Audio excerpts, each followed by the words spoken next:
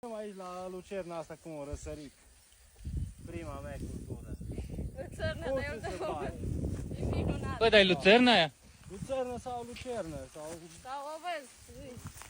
lucernă cu obăz. O văz cu buze, lucernă, da. Prima cosă. După Da, bă, aia e numai mie lucernă. înseamnă la grâu ăla. Ăla e... Deci asta e parte din gospodăria Dac, nu?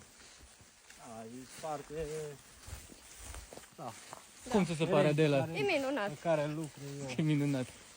Îți par harnici oamenii de aici. Călcăm iarba la Șai? Ovidiu. Da. Trebuie să mergem în sus de ani, mă, să nu călcăm. Bă, tio, oricum pare foarte bogată recolta, deci poți să zici că ai dat lovitura anul ăsta. Sper. Și văd că ne-i căsut. Aplaudăm un pic. Acum. Acum e momentul. Aplauzi, Coco. Cât e face acum? Cât e ți-o fătat? Cât ai de tati? 4 au făcut anul ăsta.